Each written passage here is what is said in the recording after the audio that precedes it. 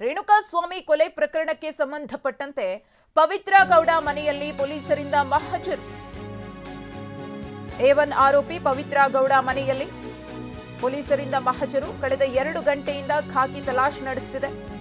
A1 Pavithra Gowda, A3 Pavan ಸಮ್ಮುಖದಲ್ಲಿ ಮನೆಯಲ್ಲಿ ಮಹಜರು ನಡೀತಾ ಇದೆ.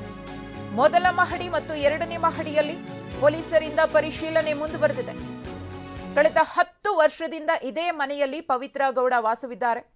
ಗಮನಿಸ್ತಾ ಇದ್ದೀರಿ, ಪೊಲೀಸರ ಸಮ್ಮುಖದಲ್ಲಿ ಸ್ಥಳ ಮಹಜರು ನಡೀತಾ ಇದೆ. ಕಳೆದ 2 ಗಂಟೆಗಳಿಂದಲೂ ಕೂಡ A1 ಪವಿತ್ರ, A3 ಪವನ್ ಇಬ್ಬರ ಸಮ್ಮುಖದಲ್ಲೂ ಕೂಡ ಪರಿಶೀಲನೆ ನಡೀತಾ ಇದೆ. ಮನೆಯಲ್ಲಿ 3 ಫ್ಲೋರ್ ಡುಪ್ಲೆಕ್ಸ್ ಮನೆ, 10 ವರ್ಷದಿಂದ ಈ ಮನೆಯಲ್ಲಿ ವಾಸ ಮಾಡ್ತಿದ್ದಾರೆ. ಇನ್ನು ಪಾರ್ಕಿಂಗ್ ಜಾಗದಲ್ಲಿ ಪವನ್ ವಾಸ ಮಾಡ್ತಾ ಇದ್ದ. ಪವನ್ ಮನೆ ಕೆಲಸಗಾರ. ಈಗಾಗಲೇ ಹೇಳ್ದಂಗೆ 10 ವರ್ಷದಿಂದ ಇದೇ ಮನೆಯಲ್ಲಿ ಪವಿತ್ರ ವಾಸಿಸ್ತಾ ಇದ್ದಾರೆ. 3 ಫ್ಲೋರ್ನ ಡುಪ್ಲೆಕ್ಸ್ ಮನೆಯಲ್ಲಿ ಪವಿತ್ರ ವಾಸ ಮಾಡ್ತಾ ಇರೋದು. ಪಾರ್ಕಿಂಗ್ ಜಾಗದಲ್ಲಿರುವ ಮನೆಯಲ್ಲಿ ಪವನ್ ಇರ್ತಾ ಇದ್ದ. ಅದೇ ಮನೆಯಲ್ಲಿ ಪಾರ್ಕಿಂಗ್ ಜಾಗದಲ್ಲಿ ಒಂದು ಸಣ್ಣ ಮನೆ ಇದೆ, ಅಲ್ಲಿ ಈ ಮನೆ ಕೆಲಸಗಾರ ಪವನ್ ಇರ್ತಾ ಇದ್ದ. ಆಗಾಗ ಪವಿತ್ರ ಗೌಡ ಮನೆಗೆ ನಟ ದರ್ಶನ್ ಕೂಡ ಬರ್ತಾ ಇದ್ರು. ಆದ್ರೆ ನೆರೆಹೊರೆಯವರ ಜೊತೆಗೆ ಪವಿತ್ರ ಗೌಡಗೆ ಯಾವುದೇ ರೀತಿಯ ಸಂಪರ್ಕ ಇರಲಿಲ್ಲ. ತಾವಾಯ್ತು, ತಮ್ಮ ಮನೆ ಆಯ್ತು, ತಮ್ಮ ಬಿಸ್ನೆಸ್ ಆಯ್ತು ಅಂತ ಓಡಾಡ್ಕೊಂಡಿದ್ರು. Forks wagon, range ರೋವರ್ನಲ್ಲೇ Pavithra Gowda ಓಡಾಡ್ಕೊಂಡಿದ್ರು. ಐಷಾರಾಮಿ ಬಂಗಲೆ, ಐಷಾರಾಮಿ ಕಾರುಗಳು, ಬಿಸ್ನೆಸ್, ಫ್ಯಾಷನ್ ಡಿಸೈನರ್, ನಟಿಯಾಗಿದ್ರು. ಆದ್ರೆ ಈಗ ಕೊಲೆ ಆರೋಪಿ, A1 ಆರೋಪಿ. ರೇಣುಕಾಸ್ವಾಮಿ ಕೊಲೆ ಪ್ರಕರಣದಲ್ಲಿ A1, A3 ಪವನ್ ಅವರ ಸಮ್ಮುಖದಲ್ಲಿ ಪೊಲೀಸರಿಂದ ಮಹಜರು ನಡೀತಾ ಇದೆ. ಕಳೆದ 2 ಗಂಟೆಯಿಂದಲೂ ಕೂಡ ಸಾಕ್ಷ್ಯಾಧಾರಗಳ ಸಂಗ್ರಹವಾಗ್ತಾ ಇದೆ ಪವಿತ್ರ ಮನೆಯಲ್ಲಿ. ಈ ಕುರಿತು ಮತ್ತಷ್ಟು ಮಾಹಿತಿಯನ್ನ ಕೊಡೋದಕ್ಕೆ ನಮ್ಮ ಪ್ರತಿನಿಧಿ ಪ್ರದೀಪ್ ಇದೀಗ ನಮ್ಮ ಜೊತೆ ನೇರ ಸಂಪರ್ಕದಲ್ಲಿದ್ದಾರೆ. ಪ್ರದೀಪ್, ಕಳೆದ 2 ಗಂಟೆಗಳಿಂದಲೂ ಕೂಡ ಮಹಜರು ನಡೀತಾ ಇದೆ ಪವಿತ್ರ ಗೌಡ ಮನೆಯಲ್ಲಿ. ಏನೆಲ್ಲ ಸಾಕ್ಷ್ಯಾಧಾರಗಳನ್ನು ಪೊಲೀಸರು ಸಂಗ್ರಹ ಮಾಡ್ತಿದ್ದಾರೆ? ಇನ್ನು ಎಷ್ಟು ಹೊತ್ತು ಈ ಮಹಜರು ಮುಂದುವರಿಯುತ್ತೆ ಅಂತ?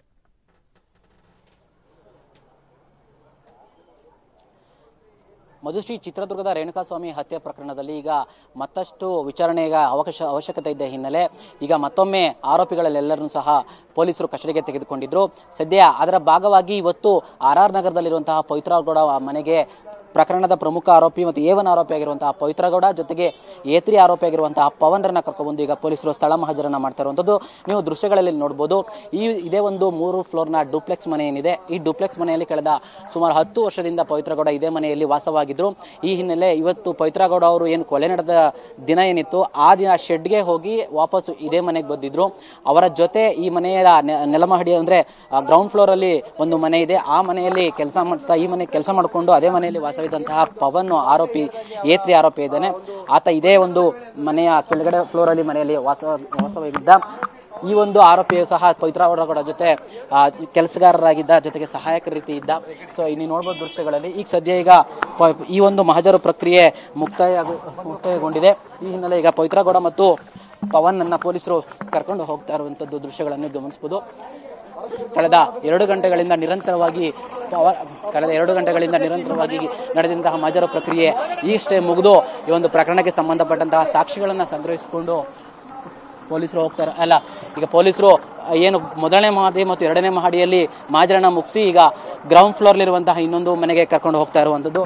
ಅಂದರೆ ಗ್ರೌಂಡ್ ಫ್ಲೋರ್ ಅಲ್ಲಿ ಪವನ್ ವಾಸವಾಗಿದ್ದ ಅಂತ ಗೊತ್ತಾಗಿರುವಂಥದ್ದು. ಈ ಹಿನ್ನೆಲೆ ಪವನ್ ಏನು ವಾಸವಾಗಿದ್ದ ಆ ಮನೆ ಮತ್ತು ಈ ಒಂದು ಗ್ರೌಂಡ್ ಫ್ಲೋರ್ ಇರುವಂತಹ ಪೂರ್ತಿ ಒಂದು ಜಾಗವನ್ನ ಮಹಜರು ಪ್ರಕ್ರಿಯೆ ನಡೆಸ್ತಾ ಇದ್ದಾರೆ ಪೊಲೀಸರು. ನೀವು ದೃಶ್ಯದಲ್ಲಿ ಗಮನಿಸಬಹುದು. ಈತನೇ ಪ್ರಕರಣದ A3 ಆಗಿರುವಂತಹ ಪವನ್, ಈತನನ್ನ ಕರ್ಕೊಂಡೀಗ ಆತ ಏನು ವಾಸವಾಗಿದ್ದ ಮನೆ, ಆ ಮನೆಗೆ ಪೊಲೀಸರು ಕರ್ಕೊಂಡು ಹೋಗ್ತಾ ಇರುವಂತಹ ದೃಶ್ಯಗಳನ್ನ ನೀವು ಈಗ ಗಮನಿಸಬಹುದು ಮಧುಶ್ರೀ. ಇನ್ನು ಪವಿತ್ರ ಗೌಡ ಅವರ ಮೊದಲನೇ ಮಹಡಿಯಲ್ಲಿದ್ರು. ಸೊ ಅವರು ಇಲ್ಲಿ ತನಕ ಕಳೆದ 2 ಗಂಟೆಗಳಿಂದ ಸಹ ಪವಿತ್ರ ಗೌಡ ಅವರು ಸಂಬಂಧಪಟ್ಟಂತಹ ಮಹಜರು ಪ್ರಕ್ರಿಯೆ ನಡೆದಿದೆ. ಸದ್ಯಕ್ಕೀಗ ಈ ಪ್ರಕರಣದ ಮತ್ತೊಬ್ಬ ಪ್ರಮುಖ ಆರೋಪಿ, 3ನೇ ಆರೋಪ ಆಗಿರುವಂತಹ ಪವನ್ ಅನ್ನ ಆತನ ಒಂದು ವಾಸವ ಏನಿದ್ದ ಆ ಮನೆಗೆ ಪೊಲೀಸರು ಕರ್ಕೊಂಡ್ಬಂದು ಈಗ ಮಹಜರು ಪ್ರಕ್ರಿಯೆಯನ್ನು ನಡೆಸಕ್ಕೆ ಮುಂದಾಗಿದ್ದಾರೆ. ಸದ್ಯಕ್ಕಿನ್ನು ದೃಶ್ಯದಲ್ಲಿ ನೀವು ಗಮನಿಸ್ತಾ ಇರಬಹುದು, ಈತನೇ ಪ್ರಕರಣದ A3 ಆಗಿರುವಂತಹ ಪವನ್. ಈತ ಪವಿತ್ರ ಗೌಡ ಜೊತೆ ಆಪ್ತನಾಗಿದ್ದ, ಈ ಮನೆಯ ಕೆಲಸಗಾರ ರೀತಿ ಇದ್ದ. ಈತನನ್ನು ಕರ್ಕೊಂಡೀಗ ಪೊಲೀಸರು ಮತ್ತೆ ಈಗ ಮೊದಲನೇ ಮಹಡಿಗೆ ಹೋಗ್ತಾ ಇದ್ದಾರೆ. ಅಂದ್ರೆ ಇನ್ನೂ ಸಹ ಮಹಜರು ಮುಗ್ದಿಲ್ಲ ಅನ್ಸುತ್ತೆ. ಇದೇ ಕಾರಣಕ್ಕೆ ಈಗ ಪವನ್ನ ಮತ್ತೆ ಮೊದಲನೇ ಮಹಡಿಗೆ ಕರ್ಕೊಂಡು ಹೋಗ್ತಾ ಇರುವಂತದ್ದು ದೃಶ್ಯ ಈಗ ನೀವು ಕಾಣ್ಬೋದು ಮಧುಶ್ರೀ. ಸದ್ಯ ಇದಿಷ್ಟು ಈಗ ಏನು ಮಧುಶ್ರೀ ಈ ಒಂದು ಪವಿತ್ರ ಗೌಡ ಅವರ ಮನೆ ಮುಂದೆ ಕಂಡುಬಂತಿರೋ ದೃಶ್ಯ. ಆದರೆ ಕಳೆದ 2 ಗಂಟೆಗಳಿಂದ ನಿರಂತರವಾಗಿ ಮಹಾಜರು ಪ್ರಕ್ರಿಯೆ ನಡೀತಾ ಇದೆ. ಇನ್ನೂ ಒಂದಷ್ಟು ಹೊತ್ತು ಮಹಾಜರು ಪ್ರಕ್ರಿಯೆ ಅವಶ್ಯಕತೆ ಇದೆ ಅನಿಸುತ್ತೆ. ಕೆಲವೊಂದಷ್ಟು ಸಾಕ್ಷಿಗಳನ್ನು ಸಂಗ್ರಹಿಸುವಂತಹ ಅವಶ್ಯಕತೆ ಇದೆ.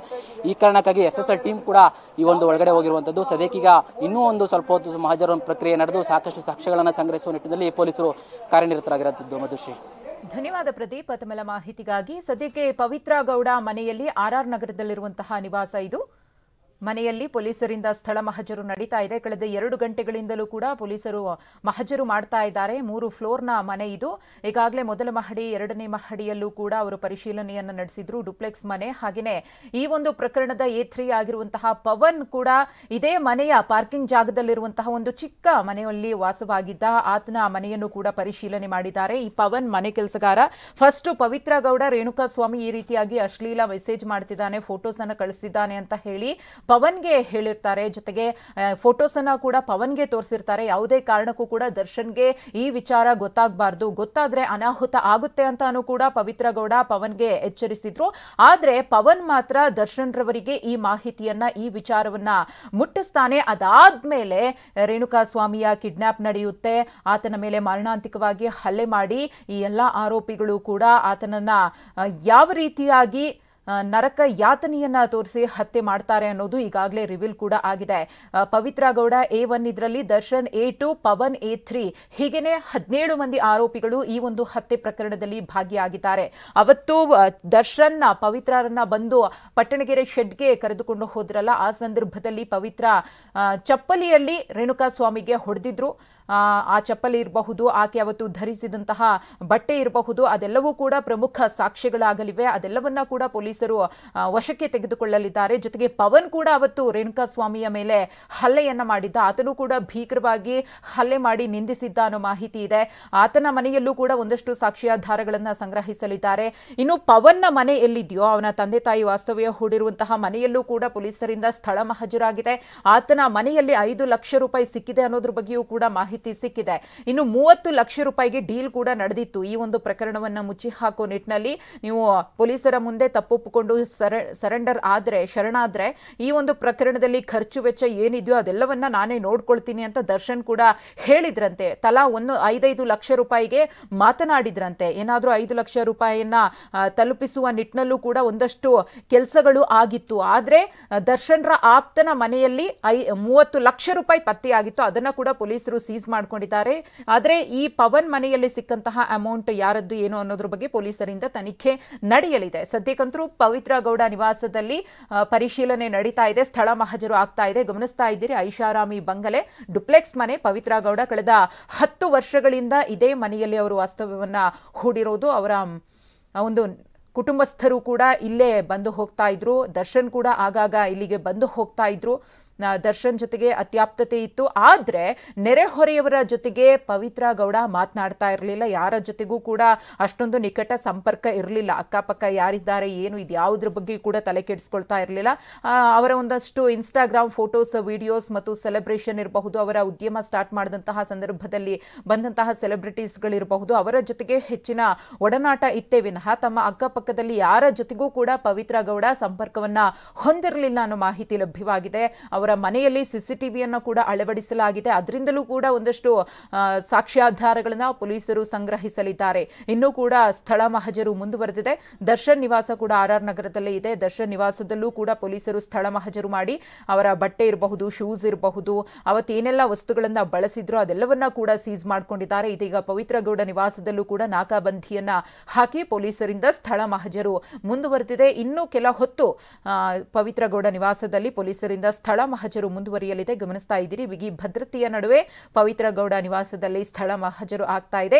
ನೇರ ದೃಶ್ಯಾವಳಿಗಳನ್ನು ನಾವು ನಿಮಗೆ ತೋರಿಸ್ತಾ ಇದ್ದೀವಿ. ಪವನ್ ವಾಸವಿದ್ದಂತಹ ಮನೆ, ಹಾಗೆಯೇ ಪವಿತ್ರ ಗೌಡ ಎಲ್ಲಿ ವಾಸವಿದ್ರೋ ಆ ಮನೆ ಇರಬಹುದು. ಅವತ್ತು ಘಟನೆ ಆದಂತಹ ಸಂದರ್ಭದಲ್ಲಿ ಅವರು ಯಾವ ಬಟ್ಟೆಯನ್ನು ಧರಿಸಿದ್ರು, ಏನೇನು ವಸ್ತುಗಳನ್ನ ಬಳಸಿದ್ರು ಅದೆಲ್ಲವನ್ನ ಕೂಡ ಸೀಸ್ ಮಾಡಿಕೊಳ್ಳುವಂತಹ ಕೆಲಸ, ಒಂದಷ್ಟು ಸಾಕ್ಷ್ಯಾಧಾರಗಳನ್ನು ಸಂಗ್ರಹಿಸುವಂತಹ ಕೆಲಸ ಪೊಲೀಸರಿಂದ ಆಗ್ತಾ ಇದೆ. ಇನ್ನು ಈ ಪ್ರಕರಣದಲ್ಲಿ ಭಾಗಿಯಾಗಿದ್ದ ಇನ್ನುಳಿದ ಆರೋಪಿಗಳ ಚಿತ್ರದುರ್ಗದಲ್ಲೂ ಕೂಡ ಸ್ಥಳ ಮಹಜರು ಆಗಿದೆ. ಚಿತ್ರದುರ್ಗದಲ್ಲೂ ಕೂಡ ಇವತ್ತು ಸ್ಥಳ ಮಹಜರು ನಡೀತಾ ಇದೆ. 4 ಮಂದಿ ಆರೋಪಿಗಳನ್ನ ಚಿತ್ರದುರ್ಗಕ್ಕೆ ಪೊಲೀಸರು ಕರೆದೊಯ್ದಿದ್ದಾರೆ. ಅವರ ನಿವಾಸಗಳಲ್ಲೂ ಕೂಡ ಪೊಲೀಸರಿಂದ ಪರಿಶೀಲನೆ ನಡೆದಿದೆ. ಅವರ ಮನೆಗಳಲ್ಲಿ ಒಂದಷ್ಟು ಸಾಕ್ಷ್ಯಾಧಾರಗಳನ್ನು ಸಂಗ್ರಹಿಸಿ ಮಾಹಿತಿಯನ್ನ ಕಲೆ ಹಾಕಿ ಸ್ಟೇಟ್ಮೆಂಟ್ ಅನ್ನ ಪೊಲೀಸರು ದಾಖಲಿಸಿಕೊಂಡಿದ್ದಾರೆ. ಇನ್ನು ರೇಣುಕಾಸ್ವಾಮಿಯನ್ನ ಚಿತ್ರದುರ್ಗದಲ್ಲಿ ಎಲ್ಲಿ ಕಿಡ್ನಾಪ್ ಮಾಡಿದ್ರು, ಹೇಗೆ ಆತನ ಸಂಪರ್ಕ ಮಾಡಿದ್ರು, ಯಾವ ಜಾಗಕ್ಕೆ ಕರೆಸ್ಕೊಂಡ್ರು, ಹೇಗಿತ್ತು ಪ್ಲಾನ್, ಯಾವ ರೀತಿಯಾಗಿ ಪೂರ್ವ ನಿಯೋಜಿತವಾಗಿ ಪ್ಲಾನ್ ಅನ್ನ ಎಕ್ಸಿಕ್ಯೂಟ್ ಮಾಡಿದ್ರು, ಇದೆಲ್ಲದರ ಬಗ್ಗೆಯೂ ಕೂಡ ಈಗಾಗಲೇ ಸಾಕಷ್ಟು ಮಾಹಿತಿಯನ್ನ ಪೊಲೀಸರು ಕಲೆ ಹಾಕಿದ್ದಾರೆ. ಇನ್ನು 5 ದಿನಗಳ ಕಾಲ ಇವತ್ತಿನಿಂದ ಪೊಲೀಸರ ಕಸ್ಟಡಿಯಲ್ಲಿ ಈ ಎಲ್ಲ ಆರೋಪಿಗಳು ಇರೋದ್ರಿಂದ ಮತ್ತಷ್ಟು ಮಹತ್ವದ ಸಾಕ್ಷ್ಯಾಧಾರಗಳನ್ನು ಸಂಗ್ರಹಿಸುವಂತಹ ಕೆಲಸಕ್ಕೆ ಪೊಲೀಸರು ಮುಂದಾಗಿರುವುದು. ಇನ್ನು ಪಟ್ಟಣಗೆರೆ ಶೆಡ್ನಲ್ಲೂ ಕೂಡ ಸ್ಥಳ ಮಹಜರು ಆಯಿತು. ಆ ಮೃತದೇಹವನ್ನ ಬಿಸಾಡಿ ಹೋದ್ರಲ್ಲ, ಆ ಮೋರಿ ಬಳಿಯೂ ಕೂಡ ಸ್ಥಳ ಮಹಜರು ಆಗಿದೆ. ಇನ್ನುಳಿದಂತೆ ಪವಿತ್ರ ಗೌಡ ನಿವಾಸದಲ್ಲಿ ಮಹಜರು ಆಗಿರಲಿಲ್ಲ. ಇವತ್ತು ಆ ಕೆಲಸವೂ ಕೂಡ ಪೊಲೀಸರಿಂದ ಆಗ್ತಾ ಇದೆ.